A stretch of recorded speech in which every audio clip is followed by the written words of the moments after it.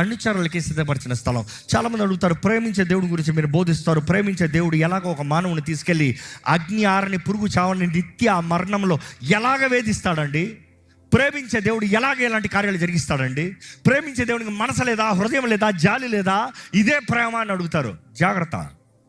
ప్రేమించే దేవుడు నిన్ను ప్రేమిస్తున్నాడు కాబట్టి ఆ పరముని విడిచి వచ్చి మరణ ఛాయలో ఉన్న నిన్ను విడిపిస్తానికి, విమోచిస్తానికి ఆయన నిన్ను వెతక్కుని వచ్చి నీ దగ్గరికి చేరి నీ కొరకు వెల చెల్లించి నీ స్థానంలో మరణించి నీకు క్రయధనాన్ని చెల్లించి నిశ్చయంగా ఈ వ్యక్తి మరణిస్తే రెండవ మరణమే అని గ్యారంటీ అయిన వ్యక్తికి, ఇదిగో ఎవరైతే క్రీస్తు యేసునందుతారో వారు నూతన సృష్టి, పాతవి గతించడం సమస్తమో క్రొత్త వాహనం, నీకు రెండో మరణం లేదు, నీకు నిత్య జీవం ఉంది అనే అవకాశం ఇచ్చాడు.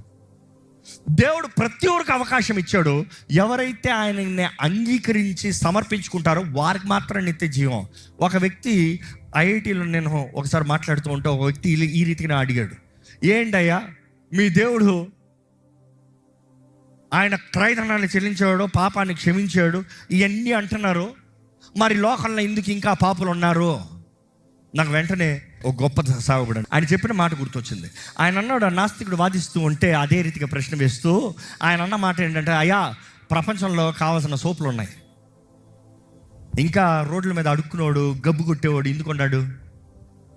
సబ్బు లేక కాదు, సబ్బు ఉంది, కొనుక్కునే స్నానం చేయలేదు కాబట్టి గబ్బు కొడుతున్నాడు. గబ్బు కొడుతున్నావు అంటే పోయి సబ్బు రాసుకుని స్నానం చేసుకో, శుభ్రం అవుతావు.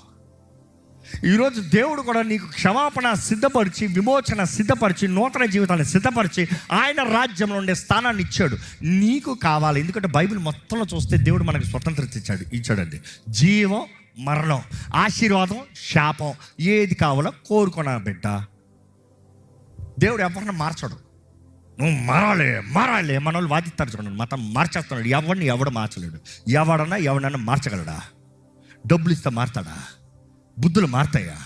అబ్బా అట్లయితే భర్తలు భార్యలు మార్చేయలేరా? భార్యలు భర్తలు మార్చేయలేరా?